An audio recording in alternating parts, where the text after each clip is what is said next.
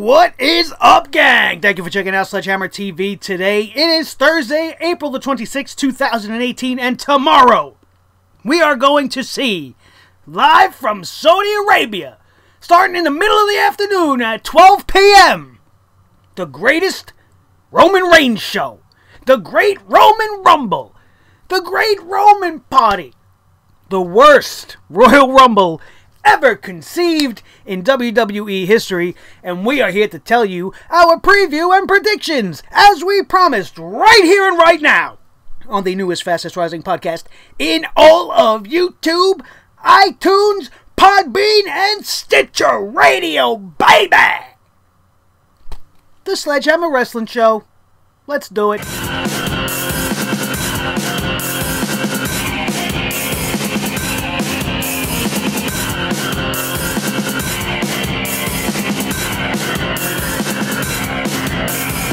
Sledgehammer Wrestling Show.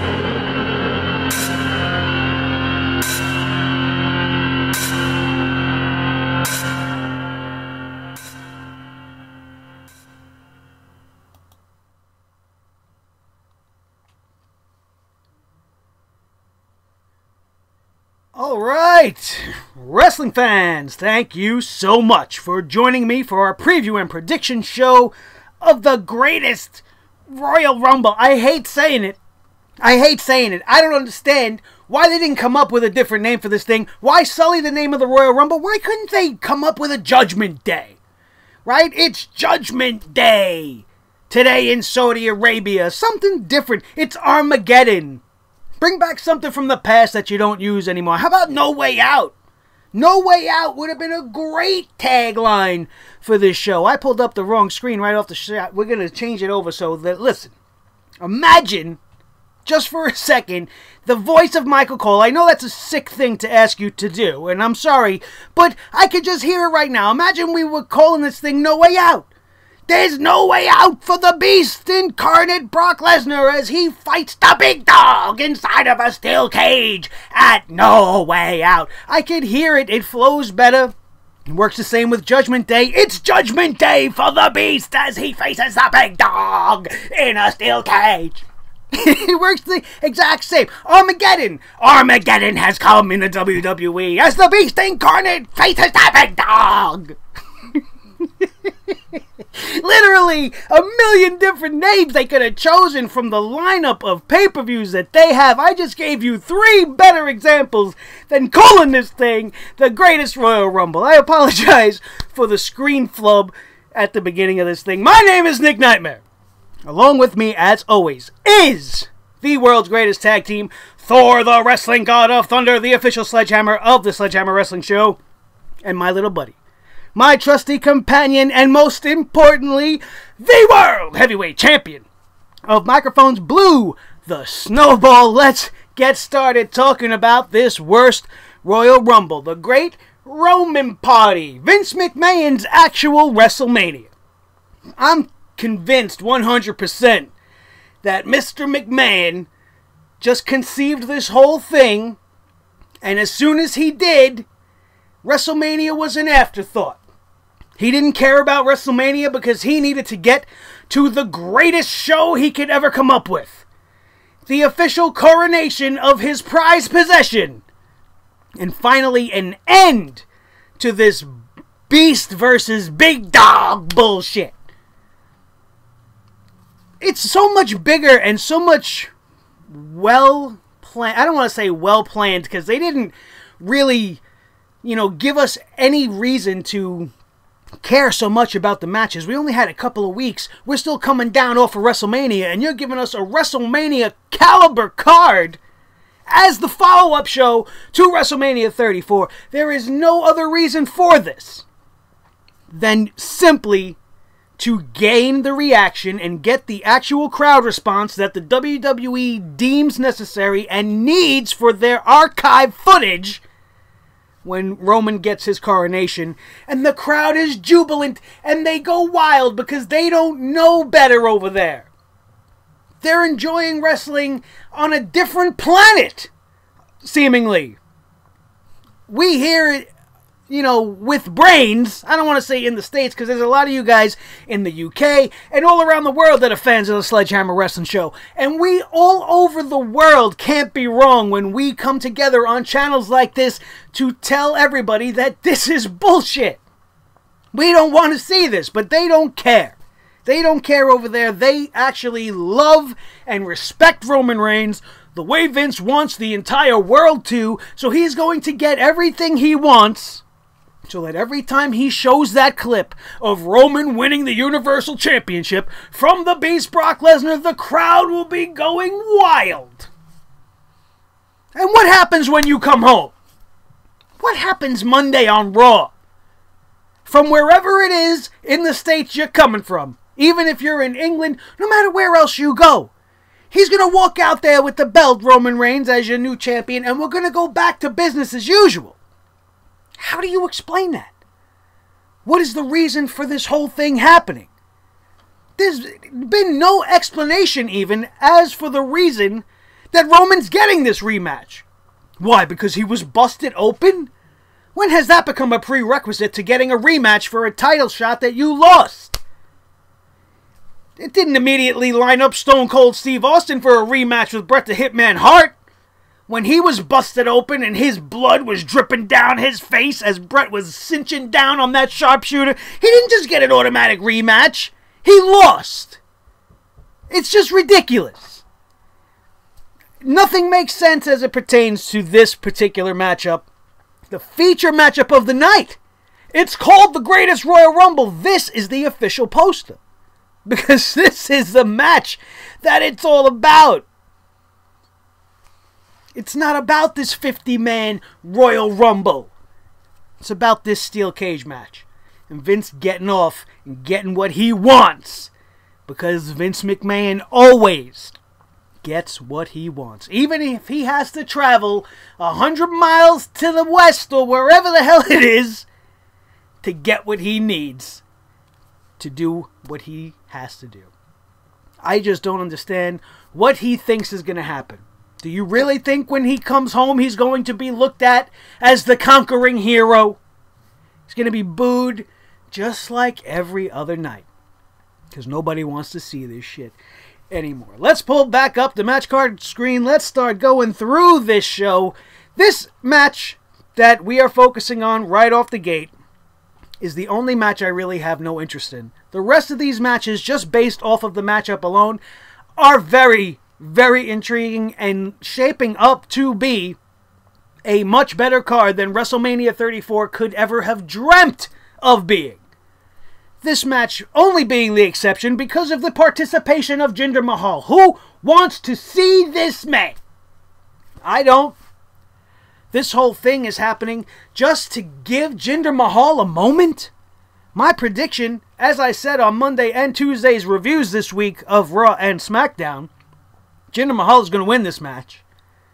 Bring the United States Championship to Monday Night Raw at the expense of a Jeff Hardy. Jeff Hardy is in that atmospheric level as a superstar where he can literally lose to anyone and it won't make a lick of a difference. Everybody's going to react to him the same way. Everybody's still going to love Jeff Hardy. They're still going to scream, yay! When he comes out, we're all going to ban it, and do all this, right? We're all going to be hyped every time we see Jeff Hardy. He's going to lose to Jinder Mahal Friday. And he's going to go back to SmackDown Live, where he now resides, to feud with Randy Orton. All of the names over there that he could have fun with, and you're going to put him up against boring good guy Randy Orton? If this leads to a heel change for Randy Orton, maybe I'll be okay with it. But who wants to see something that we could see 10 years ago? We've seen Jeff Hardy versus Randy Orton. Why not put Jeff Hardy in there versus some of the talent we haven't seen him wrestle yet? Maybe a guy like a Ty Dillinger. Something new, something refreshing. AJ Styles, Daniel Bryan, Samoa Joe, all versus Jeff Hardy. The prospect of that is fantastic. But in order for us to get there, he has to first drop this title to the modern day garbage raha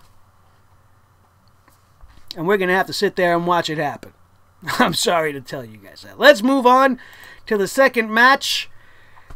The SmackDown Live Tag Team Championship. The Usos, my favorite tag team above all others for the last 3 years, consistently going to try to get their titles back from the Bludgeon Brothers.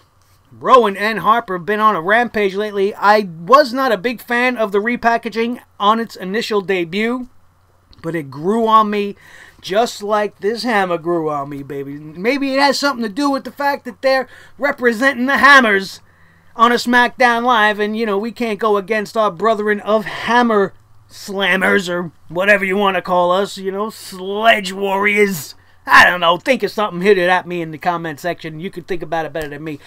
This match has the potential to be fantastic.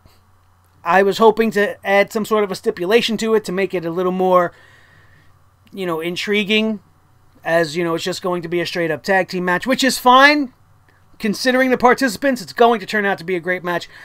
I do not expect to see the Usos regain their championship. I would be surprised, actually, if they did, especially considering that the Usos got a one-up on the Bludgeon Brothers this past week on SmackDown Live, thanks to Naomi's involvement, and I expect her to be the reason that the Usos do not regain their championships at the Greatest Royal Rumble, and the Bludgeon Brothers will remain your tag team champions.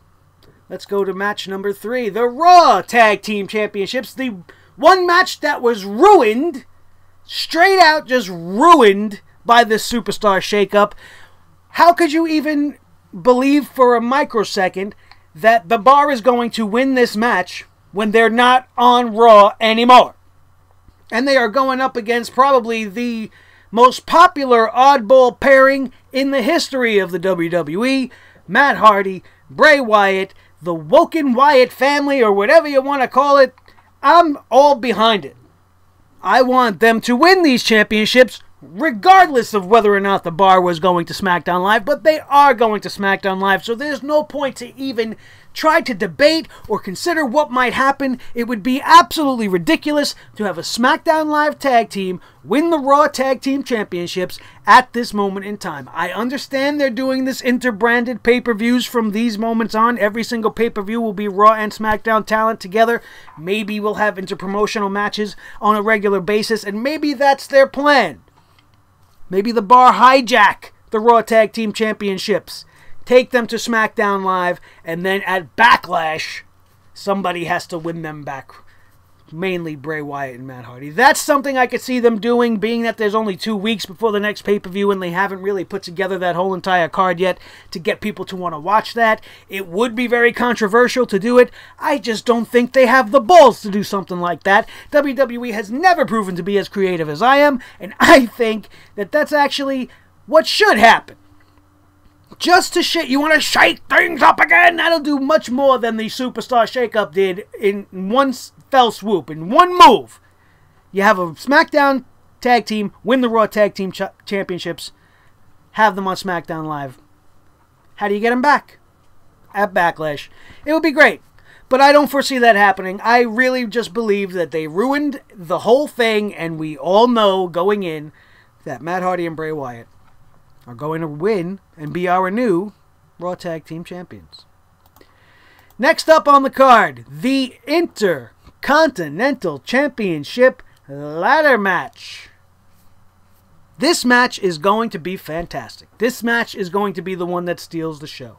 The Miz, with Daniel Bryan's presence coming back to the WWE, does have a lot to prove. Think about everything Daniel Bryan said about him. He's not going to want to disappoint. He's going to up his game. Finn Balor speaks for himself. Thankfully, this picture, he doesn't have those big bulging Frankenstein bones in his neck, and he looks like an actual human being. Thankfully, we have that, we could say. And Seth Rollins is going to be the defending champion. I fully expect him to be the shining star in this match. He's not going to win this match. Samoa Joe might. Samoa Joe is the underdog in this match only because nobody's been talking about Samoa Joe. Everybody expects the winner to be Seth Rollins or Finn Balor. Most people are picking The Miz to win it so that he could bring it back to SmackDown Live and have that as an added bonus in the Daniel Bryan feud that awaits him over on the Blue brand. I don't particularly agree with that. I think the win should go with Samoa Joe, have him bring the title back to SmackDown Live and let him run roughshod with it, have him wrestle everybody over there. Somebody's going to try to take down the Samoan submission machine, and it's not going to be a good day in the office for any single person that does. That's what I would like to see happen. I would be accepting of The Miz winning it as well, just to get it to SmackDown Live, because with Jinder Mahal pretty much winning that match with Jeff Hardy, as far as my prediction goes, bringing the U.S. title to Raw, the Intercontinental title has to go to SmackDown Live. Here is the prime opportunity to do it with two fantastic candidates. Either choice is alright with me. I would just prefer it going to Samoa Joe. The Miz doesn't need to drag the title down in ridiculous Miz TV segments with Big Cass or Daniel Bryan. Daniel Bryan is way above the Intercontinental Championship. I know it's the last belt that he won before he had to retire. They can come full circle with that whole thing. But it's not as interesting to me as the ultimate heel, Samoa Joe, walking around with the most beloved title to fans and the wrestlers on the company. In the company, rather. That is the Intercontinental Championship, not the Universal Championship. Nobody gives a shit about that. The WWE Championship will always be greater than that, but the Intercontinental Championship just has such a legacy and such a prestige to it, and fans just love it. They just respect it, and they want it to be treated right. You want it to be treated right? Put it on the back of the Samoan submission machine, Samoa Joe. The novelty matchup. That's what I'm calling this one. Again, this is something we could have seen in 2008. In fact, I think it's something we, in fact, did see in 2008. This is a big marquee match. This is a ticket-selling match. This is something to get people overseas excited about, seeing two legends, two future WWE Hall of Famers going at it at the greatest Royal Rumble. Do you give a shit? What has John Cena got going on? What is the story behind this match? Nothing. There is nothing built here. Cena hasn't been talking shit to Triple H. Triple H has barely even been on TV outside of anything that has to do with Ronda Rousey. So why are they fighting? They're simply fighting to give the people in Saudi Arabia a big marquee match. And I'm not going to be that down on it. Some of you guys might actually be excited for this. I've just seen it already. And I'm looking for new. Why isn't Triple H fighting somebody else? Triple H versus maybe Baron Corbin. Why not? If you're just going to do random matchups, why not do that? John Cena taking on Elias would have been more appealing, and it would have made more sense at least. It's current, it's now, and you could have got the rub for Elias. Why this match? I don't get it. It'll definitely be a good match. You got two of the best characters in the business. One of two who's one of the greatest wrestlers of all time. And it's going to turn out to be a great match. How could they give us a shit match, really? Who's going to win this match? You can't see him because I'm going to the next screen. This match has been a topic of controversy throughout the last few weeks. We didn't really talk about it too much on this show because I just don't understand why this is the choice. Now, I'm not going to be just one of these guys that come on here and rag and say, oh, why are they burying Rusev and this and that? Which is the case. It looks as if the WWE are actually burying Rusev Day. And the Undertaker is going to do their dirty work, which is nothing new in the world of the WWE. But, let me come at you with this one. Maybe this was Rusev's idea. What if Rusev wants to be the last wrestler to have a casket match against The Undertaker in the WWE? There's not much more this man is going to do for us. And here it is, his last casket match. What opponent would you put him against? Would you want to see him against Kane or The Big Show? Maybe Braun Strowman? But perhaps Rusev wants this. Perhaps it's something that he is looking forward to having in his resume, to be the last man to ever face The Undertaker in a casket match. Win or lose, does it matter? Wouldn't you love to be in a casket match with The Undertaker? If I was a pro wrestler, that would definitely be on my bucket list. So maybe he's just checking one off for himself. So I'm not going to come down too hard on this. If you think for 1 minute Rusev is going to beat The Undertaker in what is potentially his last ever casket match, you're a little crazy in the brain. And if he does, the WWE wants to shock everybody and give a big win and make it the greatest Rusev Day, I will definitely be shocked as shit. This match is going to go to The Undertaker. That's all I could feel. I can't really feel it going in the other direction. But sometimes when you feel that way, you guys know as fans, the WWE goes in an opposite direction with it just to say they did it. And will I complain about Rusev Day beating The Undertaker in a casket match? Absolutely not. With everything that they have put this man through, and he, like we have said over and over, is the most popular thing on that roster outside of Daniel Bryan. Why aren't they going with him? Giving him a win in this scenario would catapult him into the main event scene, get him into championship contention. I wouldn't be against it at all. I just don't see it happening. So whether it's Chris Jericho or whether it's Rusev, it doesn't matter. The Undertaker is going to win what could very well be his last ever casket match. Now, the rematch that I guarantee you is going to be above and beyond everything we got at WrestleMania 34. Everything that you expected to see out of these guys then, you are going to get now. That's why they were held back. This rematch is going to be the thing that everybody is talking about before the night is over. Shinsuke Nakamura versus AJ Styles, the phenomenal one. I am anticipating this match greatly. Only because I am expecting, once again, for this match to deliver on the level that I was expecting the first time. And if it does, it's going to steal the entire night from the coronation of Roman to the winner of the Royal Rumble. It will not matter because this is going to be the match that quite possibly you will be ending the night talking about the most. I have great expectations. I hope that they do allow them what I am expecting to see. And I actually believe that AJ Styles is going to lose the championship to this new heel Shinsuke Nakamura. Now, we talked about it a little bit on SmackDown Live's review this week.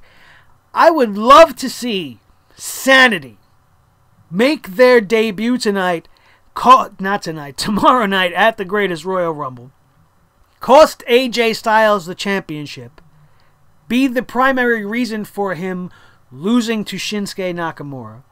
And then you can go forward and facilitate the Club versus Sanity as the premier feud of SmackDown Live.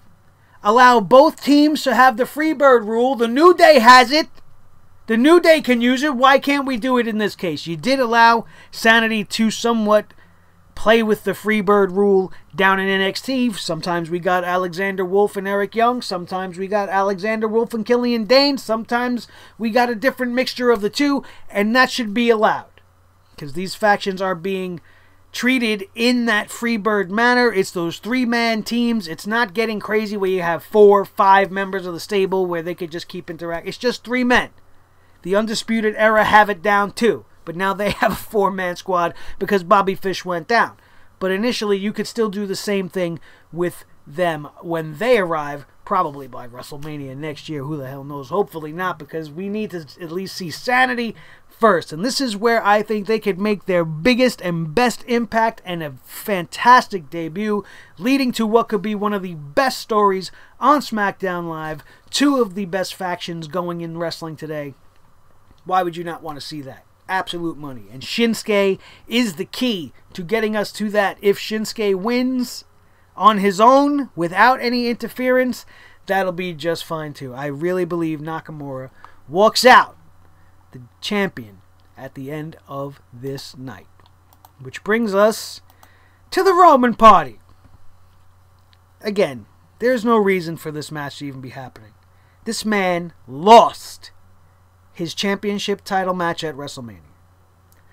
Never before have I seen the loser of WrestleMania just automatically be given a rematch with no explanation, with no logic added to it, nothing. Just, alright, he's going to get another shot. And we're going to put him in a cage. And it's going to be overseas. And it's going to be on the network. Because what's happening there is so important that we have to put it on the network. If what was going to go down at this show was not of any importance and was not going to have any sort of implication onto the regular story of weekly television, it wouldn't be being shown on the network. Just like we didn't see shit with Starrcade. Starrcade was in North Carolina. They said it was too expensive to get the camera crews and everything down there. They didn't want to waste expenses on filming and then editing and having the... But you could fly everybody overseas for this. You got the money for that. You couldn't send a team down to North Carolina, catch as much as possible, and form it into something for the network? Show it live on the network? We were having steel cage matches all night that night as well. You had great moments with the Horsemen showing up. It was fantastic, but we didn't get to see it here at home. We didn't get to see it if you're a WWE Network subscriber because they didn't show it, because it wasn't important, because it didn't mean anything to the main story at the end of the day. This whole entire show, everything is going to mean something, so it's going to be shown on the network. It's all for this guy. We know it. It's being said worldwide. It has never been more obvious than it has been just in the conception and the delivery to us of this greatest Royal Rumble. For weeks, it's all they talked about. Raw and SmackDown were afterthoughts to the promotion of this show. Why do all eyes need to be on this show? Because it's the moment that Vince has been waiting for. Brock Lesnar is still going to be around. Maybe he doesn't lose, but I can't... That's the thing, you guys. If Brock Lesnar wins this match, then the last 4 years have truly been a waste. And I can't imagine where they would want to go with Roman Reigns after that. This is the moment. Just like we all thought WrestleMania was the moment. Well, it didn't happen at WrestleMania. He got busted open, and now he's getting a rematch in a cage. This is the moment. If they don't pull the trigger on it now, they can't ever give this man this title. And who's going to beat Brock Lesnar? I say Braun Strowman. But we have to see how this thing ends. Roman Reigns is going to be the new Universal Champion. Finally, they're going to get a big pop. Vince is going to pop. Everybody's going to pop. Josh Groban likes people to pop. So does Vince McMahon. He's going to pop. Just like these fireworks in the background of this picture are popping. Pop, pop, pop, pop. It's what it's all about. It's what the whole show is for. That one big pop. For the big pop. Finally, the 50-man greatest Royal Rumble event. 2 men begin. A competitor adds themselves to the fray every minute and a half. Every 90 seconds.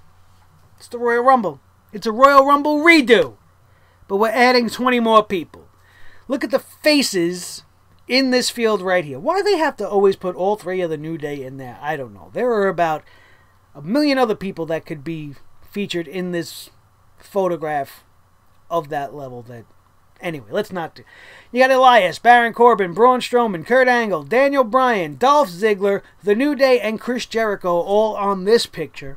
But we have got 50 men going into this thing. The biggest Royal Rumble of all time. It's historic if and just based off of that. But who's going to win this thing? Daniel Bryan's been saying he's going to win this thing. And what better way to send the fans home than to have Daniel Bryan win the greatest Royal Rumble?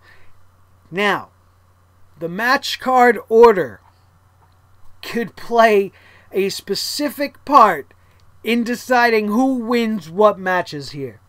If the Royal Rumble goes on before Roman Reigns and Brock Lesnar in that steel cage, then I don't really know who's going to win. It's legitimately up for grabs. You could give it to anybody. But if they're ending the night with the greatest Royal Rumble, and Daniel Bryan is not the guy to send everybody home happy, chanting yes and doing that whole thing, then they're absolutely clueless.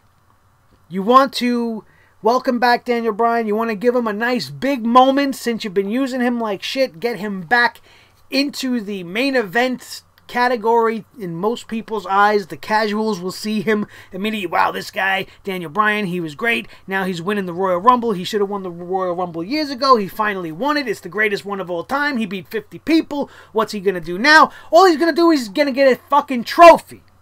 Really. So it doesn't matter if you win this match. You're not getting a title shot. You're not getting your pick at a champion. You're not getting inserted into a main event of a future pay-per-view, and you're not going to be featured in a vignette on Monday Night Raw. You're not going to get your own magazine. They're not going to give you a boat or a motorcycle or a beautiful mansion next to Vince McMahon. They're not giving you shit. They're giving you another one of these trophies that they're coming up with. This one actually looks pretty nice, but all in all, I would much rather it mean something. Give me 10 grand. How about a little cash bag? A little cash grab Royal Rumble. Why not? Make the stakes feel like they mean something. We're just doing this to have this great moment. The greatest Royal Rumble ever. And you're going to have Daniel Bryan in the ring, or whoever they decide. Maybe Braun Strowman wins this thing when all is said and done. And standing there with the trophy, all happy, your greatest Royal Rumble winner. What does it mean? What does it mean? Nothing. Essentially, it means nothing. However, the greatest Royal Rumble, regardless, is coming our way. Tomorrow on the WWE Network, the pre-show begins at 11 a.m. The actual show starts at 12. It'll be interesting to see if there's a match on the pre-show. This card, like we said, is one of the most stacked cards I have seen come down the line in a long time. It is unfortunate due to the rules of Saudi Arabia that there will not be women competing on this card, but maybe in this case that's a good thing. Only because by not being forced to add more matches, it allows more time for these 9 matches to actually feel like big time matches. Instead of having to have 2 more matches, it doesn't matter who they are. The cruiserweights aren't being featured. You know, the UK Championship guys aren't being featured in their own title matches. They're restraining and restricting, rather, the card to all of the championships and the special match between the 2 legends, Cena and Triple H, and the greatest Royal Rumble to cap off the night. It's very unfortunate. I'm not saying that I'm a proponent of it. I understand, because rules are rules, and you know, not everybody lives the way we live around the world. Sometimes some people still need to catch up and, you know, get to where we are, but they're not there yet, and we have to respect that. So we are not going to have any women competing at this show. The only good coming out of it, like I said, being it allows for the matches that exist to have more time. Instead of forcing us to sit through 12 quick matches, 3 of which are going to end up on the pre-show. Maybe the tag team championships end up on the pre-show for this thing. Who knows? But if they get rid of 2 matches right off the bat, when it starts at 12 o'clock, they got 7 matches. Those matches can have all the time in the world. So I expect this show to be everything we want out of a WrestleMania. But it's going to be the worst Royal Rumble ever conceived, for absolutely no reason at all. Nothing at stake, nothing going down, other than the coronation of Roman Reigns. That's my final thoughts on the whole thing. You guys know. Do not forget, when the show is over, tomorrow night, we will be here on Sledgehammer TV at the Sledgehammer Wrestling Show with Thor and Blue by my side, as we bring you the official review and results of everything that went down in the debacle in the desert, happening just about 24 hours from now. Vince's WrestleMania is going to steal the show. It's going to be the show of shows. It's going to be the best show we see all year. Probably. I can hope, right? And like I said, it means nothing, but if we get some good wrestling for once, I'm always down for that. Don't forget to be here for the review. Don't forget to check out our Raw and SmackDown Live reviews that were put up all this week. Our tribute to Bruno Sammartino. The Wrestle Crates are on the way. We actually got Wrestle Crates sitting inside right now. We are waiting for that wrestling club who's experiencing some sort of a delay this month. So, you know, they get a little negative points at the start, just like, you know, Wrestle Crate has in the past. But the subscription box showdown for April will be coming at you as soon as I get my hands on that pretty little That Wrestling Club box, and make sure you are here to see what lies inside, as I believe it's old school month.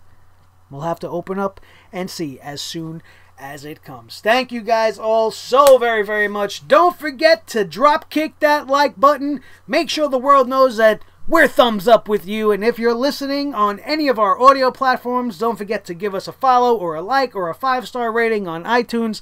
Hit that like button here on YouTube.com. Follow me on Twitter at Nick Nightmare is the handle.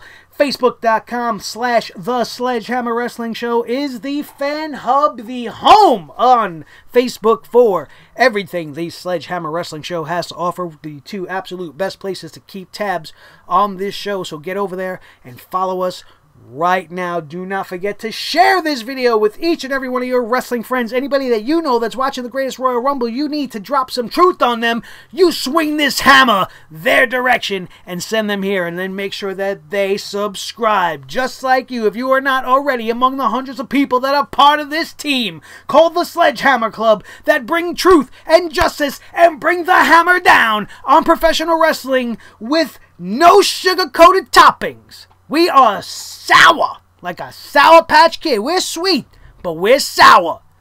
Don't you ever forget, swing your hammers hard. Subscribe right now if you have not already done so. Thank you all so very, very much for all the love and support over this last few months. We've been doing absolutely fantastic. We need to continue that drive to 1K subscribers, so hit that subscribe. Thank you guys also very, very much. My name is Nick Nightmare. This is Thor, the wrestling god of thunder, the official sledgehammer of the Sledgehammer Wrestling Show, and my little buddy, the world heavyweight champion of microphones, Blue the Snowball. This has been the Sledgehammer Wrestling Show, right here on YouTube.com, also available on iTunes, Podbean, Stitcher Radio. That is going to do it, and we are out of here, and we will see you tomorrow for the review of the Greatest Royal Rumble, right here on the Sledgehammer Wrestling Show. Goodbye.